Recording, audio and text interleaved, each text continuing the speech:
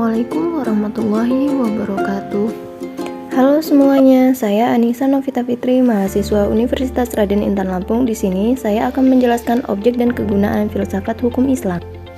Hukum Islam mengacu pada pandangan hukum yang bersifat teologis. Tujuan dari adanya hukum Islam adalah terciptanya kedamaian di dunia dan kebahagiaan di akhirat. Dalam upaya untuk menegakkan itu semua, harus siap menghadapi kejadian-kejadian baru yang timbul karena perkembangan masyarakat dan perubahan suasana. Oleh karena itu, keberadaan filsafat hukum Islam akan menegakkan hukum Islam dan memberikan jawaban terhadap tantangan zaman dan merupakan hukum terbaik sepanjang zaman bagi semesta alam. Adapun manfaat studi filsafat hukum Islam adalah: yang pertama, menjelaskan kajian filsafat hukum Islam akan memberikan pengetahuan hukum Islam secara utuh kepada ahli hukum Islam. Kemudian yang kedua, filsafat hukum Islam diperlukan untuk pengajian secara mendalam terhadap hukum Islam.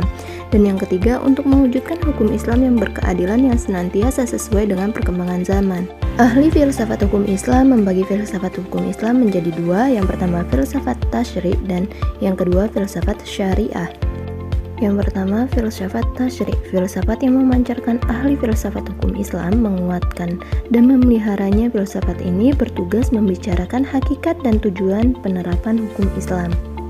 Filsafat tasyri' terbagi kepada: pertama, dasar hukum Islam, prinsip-prinsip hukum Islam, pokok-pokok hukum Islam atau sumber-sumber hukum Islam, tujuan-tujuan hukum Islam, dan kaidah-kaidah hukum Islam.